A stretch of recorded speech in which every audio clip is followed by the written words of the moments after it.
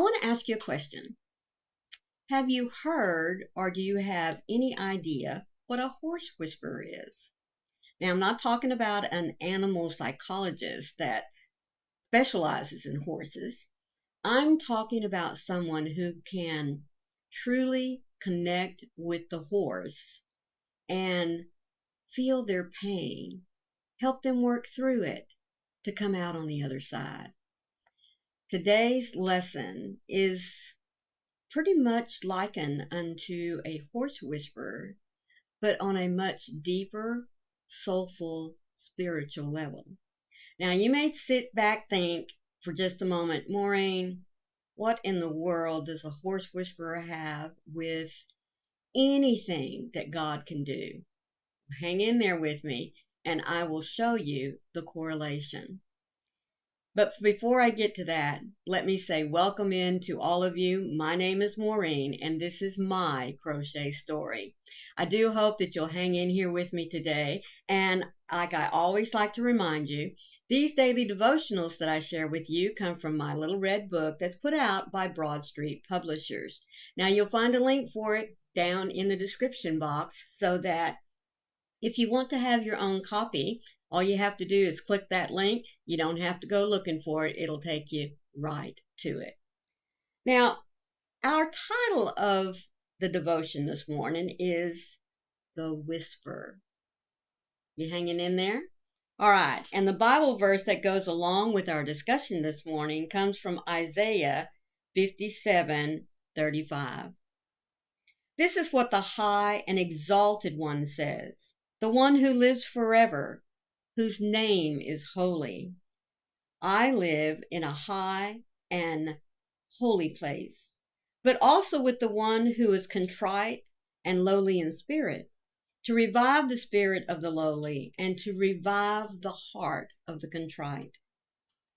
What is it about the night that turns our thoughts on him? We collapse into the bed, exhausted from the day, and in the darkness we whisper out to him, I need you. I've missed your presence. And the tears fall, and repentance comes, and the heart opens, and the spirit moves. And you realize all at once in the darkness that he is just a whisper away. He's never been far, never as far as you have felt. His presence brings immediate healing, and his closeness restores our souls. In human relationship, when there is distance between two people, it damages the relationship and it makes it difficult to move forward. But in our relationship with the Lord, no matter how much distance we create between ourselves and him, we can always be immediately, wholly restored. All it takes is a whisper in the dark, calling on his name, the name that heals us, restores us, and starts us all over again. Jesus, I need you. Erase the distance between us and restore me fully in your presence. All right, so let me share with you what a horse whisperer does. A horse whisperer is normally called in, along with a clinician, a horse psychologist, to observe the horse, to look at its gait, to watch how it moves, to look at all the little ticks, how it holds its head, how it walks, where its tail is positioned, to get a pretty good idea of what's wrong with the horse. Not physically, but mentally, soulfully, emotionally. Because, all animals have many of those same traits as humans. Once we've been hurt, we tend to pull back into ourselves. And when animals have gone through an extreme trauma that breaks the trust in people, it takes someone who understands them, who takes the time to heal the body, to truly get to know them one-on-one, to help them bring back bring them back to a healthy relationship with humans, possibly with their owner or a new owner. Now, I want you to think about that when you look at your relationship with God. Did he come to you demanding that you accept him? No. Just like the horse whisperer, he's been there, watching, observing, waiting for that right moment to softly whisper your name. The body has to be healed. The body has to be in a place of, I like to say, comfort. Now, many times I do have to admit that some of us are in a broken state, and I don't mean just emotionally or psychologically. I mean, our bodies are broken, literally. And that may be a time in which we turn to God. But for someone who has experienced childhood traumas, adult traumas, and haven't accepted the Lord yet, it takes patience.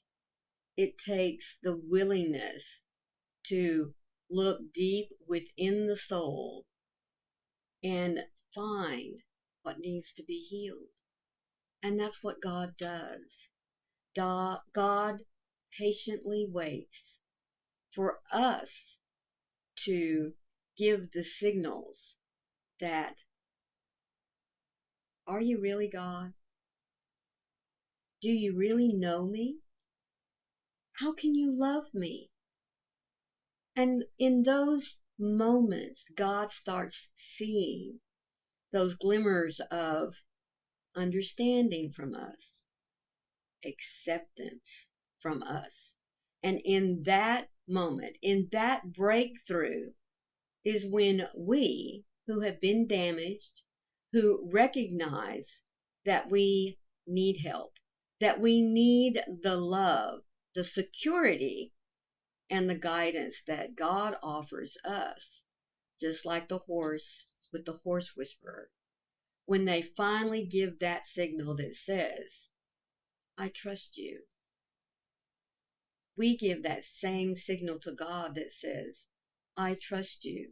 I want your love. I accept the sacrifice that you made for me.